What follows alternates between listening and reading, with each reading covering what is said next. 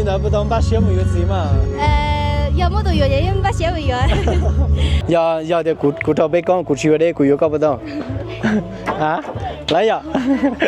有种搞不要呢，从啥办呢？nhớ không sao bạn nó. 从搞冇吃香了。cũng muốn cầu trâu xông à. Cầu trâu xông. Nó là nãy chỉ không giờ mà nữ rong cao thế nữ giờ đây lại cho không giờ nó nhỏ. Cha. Thằng nó mình chỉ có lúc bây giờ đâu. Có lúc bây giờ mấy ya. Mấy ya. Sành cái gì? Sành mông cửa. Mông ly. Gặp mông cửa. Có mông ly. Gặp mông cửa. Có mông cửa à? Chúng con cái ta tỏ dùng cho bảo bảo bây giờ. Đang cầm một quả bao rồi, chắc là bạn ấy cũng chuẩn bị đi ném bao rồi. Ta chỉ nói nếu một lần tao nó một bó bó bây giờ. Đã tỏ về bó bó. Đi đó ít tiền là tao nó đón đến bó bó giờ. Tao à. Rất là xinh gái được quý vị. Đây nhóm kiểu hồng đông nó. Nhóm bánh nhuận nó. Nhóm kiểu hồng đông nó giờ. Nhóm kiểu hồng đông nhóm bánh nhuận. Ta kia nó nên bị chơi lên tôi bị nó. Còn để lâu ở lên xưa. Để lâu nếu lên xưa. Nên đó tôi bị nó ấy chả ta xuống đến đó đón đến một đàn đến một tao á. Tao mà. Rất là xinh gái luôn. Một cô gái rất là đẹp, thật sự phải nói là rất là đẹp luôn. Ô show mấy Hu lý chán đấy nhở? Mấy ya? Mấy ya? Ô show mấy ya? Cậu trâu show nhở? Có bên trên cái đó là? Cô chỉ cả là. Ta chỉ nó mua hậu lửa nó xí nhở? Cho nó nhớ bán nhà bán chỉ xứ. Hả? Cho nó nhớ bán nhà bán chỉ xứ. Bán nhà bán chỉ xứ? Linh đã不懂把小木有字嘛？有冇到有嘢唔把小會有？不敢不點啦？不敢不點啦？tao à.冇到有嘢phải. Cô nhớ điểm là tôi. Tôi tuần chiều bao nhiêu điểm lo nó? Tao bỏ cái tao chỉ 60 nhớ là rồi. Trên đời nhớ điểm nó. Nhớ điểm nó liền thôi cho có bài nhớ là rồi. Tao mà. Rất là đẹp luôn, rất là xinh luôn. Một cô gái rất là đẹp. Mua cho mấy ya? Cô nhớ điểm nhớ là tôi. Đâu có hai lùm mông kia nhở? Một cô gái rất là xinh luôn. Nên bây giờ nhớ hấu phun sa bản nó. Mông khăm. Đã lúc mương hôm mương không mương khăm luôn đó là bây giờ. Cho cái bài này nhá la. Có bao giờ cho thì nhá la được không? Cho chuyện thế nhá la. Cho chuyện thế là giờ. Nó chỉ tao một tí nhá la giờ. Chúng có thằng nó mình chỉ có lúc về chơi nó. Nhớ rồi cũng về hồ sào đa nó. Hả? Hồ sào đa. Sào đa. Giờ lùm lo đó. Lùm món này chỉ có lùm món đó. Con xanh. Chúng có cây à? Con xanh mua chơi xong rồi. Nên người xong. Bữa đó mất gì? Chị đâu? Bữa đó mất lần đâu nữa? Chưa có người yêu và bố xài điện lúc nào tuần chiều lần ra về chào bón nào. Xong nó chỉ không chè, sau này xong rồi ạ. Có tôi giống bọn nó về nó, có lúc hai nữa từ. Nên lúc hai lúc nào đó. Liên nó có nhiều thế nên tôi hắn tới nó. Đúng rồi, biết chuyện nào. Rong có cây ạ, gôn xanh nhở. Nên ngờ ý xong. Các bạn xã thì lửa nó mua sữa mua nhà lao xí thế? Xã thế? Lửa nó cũng mà cho các bạn liền. Chúng có cả tụi nó có liên mùa. Nhiệt luôn nhở? Tụi nó có tụi làn. Tụi làn nhớ chị? Sinh tử ạ. Sinh tử tụi làn đó nhở? Ở đây chúng có cả đã tỏ nó ra xí lên rồi bây giờ thì một tỏ nó một bó bó xí thế? Thay đũa thì thay hắn rồi nhở? Ủa cho nó xanh nhở? Rồi xí tao báo cáo. Rất là xinh gái luôn. Có bây giờ nhóm tờ phun sa vạn đâu? Chị do? Nhóm tờ ấy nhớ là tế tôi. Nhớ là tế tôi? Nhớ khỏi chơi tư? Nhớ tờ nắc cá. Nhớ lúc xinh tư rồi nhớ đi cha. nên lúc sáng ngồi lên cha nó. Khu Nghệ An à. Nghệ An. Một cô gái Nghệ An rất là đẹp này. Nhớ rồi. Thằng nó mình chỉ có bao giờ nhón ở Phong Sa Văn nó. Nhớ cơ của nhớ. Nên nhón hậu trong nó nhỏ. Nó là tua một bên nó bỏ xí nó. Tôi bỏ boss à. Có thể tu mua nó xí à. Ăn lắm đấy nó. Chỉ xăm mua mà. Tôi nói giờ con nhiều thôi là chỉ. Tôi nè luôn. Cái tôi nhiều thôi. Thằng nó mình chỉ có một chiếc xong rồi. Cũng có cậu chí xong. Cậu chí xong. Colombia cho nó. Colombia Đà Lạt. Hả? Đà Lạt. Bên bao giờ? Bên mong thế gì? Bên mong là khu hồ Đà Lạt nó thế? Thôi rồi tao nông ý lên bên lo. Dùng có ý tụ một cô gái 15 tuổi. Cô ấy nhớ thì nhớ là tôi. Ở tí thầu của hai người nhớ là có chuyện cái xe nó có sót xa chạy rồi. Rất là xinh luôn. Năm hôm nay tôi nó biết chơi ta là rồi. Nó này sẽ ý. Đợt này nó lúc chả bó nó vô cho nó biết chơi rồi mà đi chỉ bỏ bó rồi. Nếu anh thì năng ngồi xa chơi là chỉ bỏ bó. Năng ngồi xa chỉ bỏ rồi rồi. Chỉ là một ô tô đôi tàu ba bê hay bị phân cầu. Có bao cần tới rồi. Cô chỉ cần là. Chỉ cần là. Cậu chỉ xong là chỉ cậu trâu nó đấy nhở. Hả? Cậu chỉ xong là chỉ cậu trâu xong nó nhở. Cậu chỉ xong. Cậu chỉ xong. Cái cháu chỉ cần tới là mà. Chỉ sao cậu chứ. Sao yêu chỉ là bây giờ. Nó nào bữa sáng thì tụi bên nó muốn chơi tụi luôn đâu mong về trả bao thế á. Cô sáng thì有多钱呢呀。Nhớ thấy bây giờ con chỉ lấy nó của mày nhớ về tao có. Rất là đẹp luôn. Thảo có tụi phê bữa tao. Lấy cái à? Tụi phê cái sau cái đỡ món để Đà Lạt nữa. Cái này là cũng lên trên này để làm ăn uống để quý vị. Này mua chỉ bị sáu, này mua gì? Bên mua rau mò. Mua rau mò. Ít đi giờ vừa xong tôi mà tôi về mấy năm mò vậy. Lấy cái. Giờ thì muốn xe hỏi nó, ta kia có bao nhiêu tiền tiền đó? Ta kia có 7. Nhân đời nó xí à? Vậy mà xin chỉ có được cái nhóm về sau này à? Một cái rất là đẹp luôn. Hy vọng chúng ta sẽ gặp lại các bạn để vào thời gian mà sắp tới đây. Cảm ơn quý vị rất nhiều. Cảm ơn cô gái này rất là nhiều chứ nhỉ. Ôi trời, cảm ơn em khắp chơi. Sau này đi nhớ rồi. Được có 20 triệu vừa tao. Lấy à? Tụi mình có bao nhiêu ở Phong Sa Văn nó?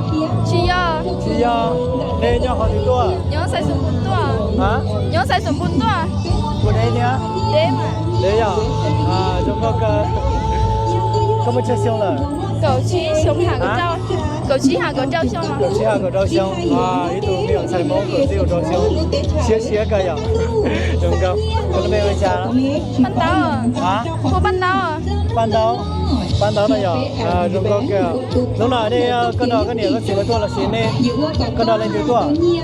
Tôi ít lên rồi. Hả? Tôi ít lên rồi. Tôi lên sư. Có chị trái trả luôn đâu mua gì hả? Hả? Có chị trái trả luôn đâu gì con nhỉ đó? Chị trai chị mua. Chị mua là gì? Dùng cây tụi mình xài bàn rau. Một cô gái người Lào rất là đẹp. Bàn rau, cậu chí xong. Tụi tao nói đấy. Nó mua cậu chí, cậu lót hay cậu chí à? Cậu lót cậu chí. Này họ lên tôi kia đó. Bữa sáng thì tôi chịu luôn rau thế đó. Hả? Bữa sáng thì tôi chịu luôn rau thế đó. Sợ là tôi chịu luôn. Ok, rất là đẹp, rất xinh gái luôn. Đợt này mua bò bò thì á? Hả? Đợt này cho mua bò bò. Đợt bây giờ em là chim bò. Chim bò à? Tôi về nó bảo bò về nó xí à? Tôi cho.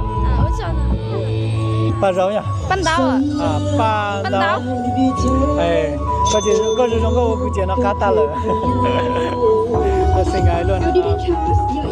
Đây bò bò đẩy lên nó sẽ là. Hả?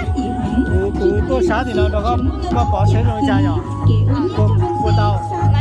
Bây giờ chúng ta sẽ cùng nhau ném bao với lại các cô gái ở trên bàn này. Lino là gì cha? Lino. Sao? Bây giờ sẽ kiểu là sẽ kiểu là chia ba đấy quý vị. Đấy. Rồi lại chuyển với cô gái này, xong là cô gái này, xong rồi lại đến đây. Ok, rất là hay. Sao ai đi? Ở đây là không biết các bạn người Mông không? William không? À là nó nên mà tôi là xin tôi tao biết nó là tôi tàu ở bên núi à à nên nhau họ từ tôi nhau sinh hoạt nó sẽ à cô nhớ thì nhớ là tôi cũng chỉ có luôn lại thiết lý sao thì sinh niên lo chỉ cảm động à im mong giờ gì à một em bé rất đáng yêu này có tù tin lâu có tù đã lâu tuần sai tù mi nhỏ đã lâu tụi mình nhỏ kia nó sáng tới tụi nóng rồi hai bạn này là cùng lên trên này để làm một cái sạp hàng chơi này có một chiếc xong rồi có trâu có tao yêu gì hả chị chỉ tao một cô gái rất là xinh đẹp này chưa lấy chồng ôi cha bé trời cũng 3 mối xí thế mà là chỉ nhóm tới nó của chồng nó xí nhóm tới nó của chồng nó xí à chỉ mối xí đó chỉ một bó đó nó thì không mà phải thế là bạn ấy sẽ ở đây để bán đồ như thế này quý vị và bạn ấy bảo là nếu mà ngày nào rảnh thì bạn ấy sẽ đi chơi mà không rảnh thì bạn ấy sẽ không đi sẽ ở đây để trong quán rồi quý vị đi sang Lào thì các cô gái phải gọi là rất là đẹp và cười rất là duyên cháu nó đấy ôi chàng wow giờ muốn cháu nó thế bây giờ bây giờ tu mà lấy ít tu xứ bây giờ nhỉ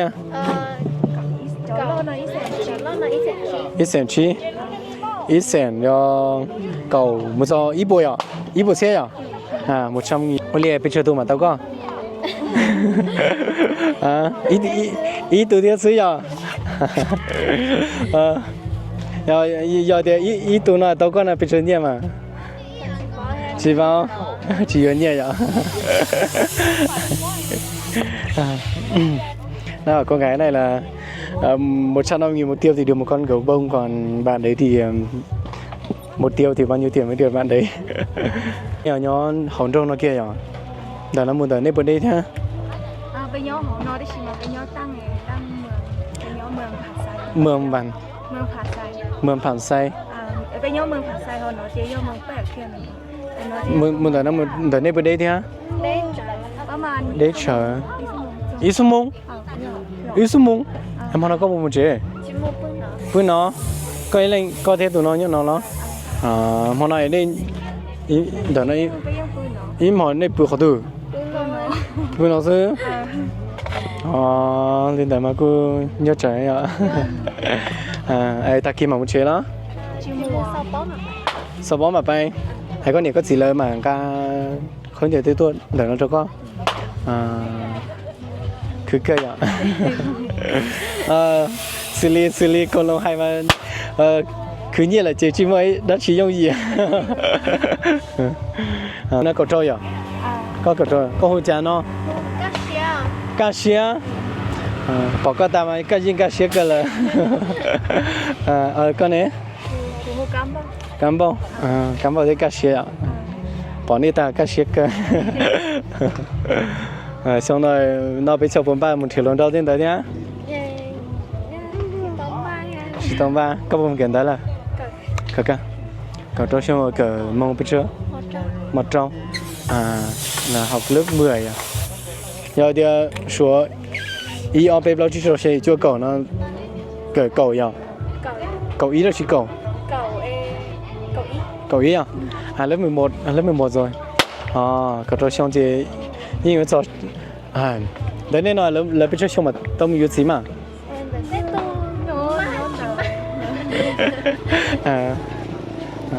đi là chỉ sử thì bé ạ cho nó nếu chẳng mua nên cầu chi nên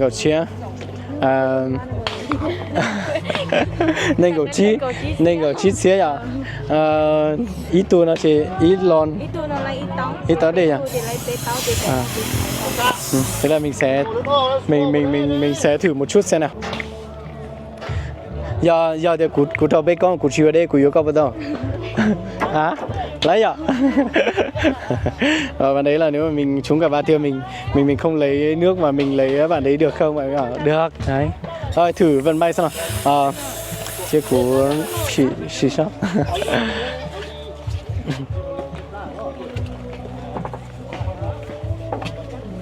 Đang không còn tiền lẻ rồi.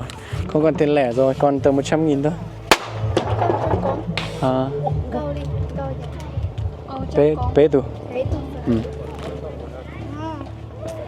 Là mình sẽ tặng cho mỗi người một chai nước đi. Ở bên Việt Nam thì rất là ít chơi trò này đấy quý vị. Của nhớ tỷ nhớ làm ôi rồi nó thiết tố có bây giờ. Tiền là 1 2 này. Luôn rồi. Khắp chơi. Sau này thì biết đúng 2 câu thôi. Tôi thì nó chỉ bao cái ý mà sau này đi mà khắp chơi rồi. Nhớ rồng thì tôi chào sư. Nó chỉ nó. Chị ở trong như ở trong cũ là bao nhiêu? Chị rồi sẽ lấy cái này đi quý vị, sẽ lấy một lon nước.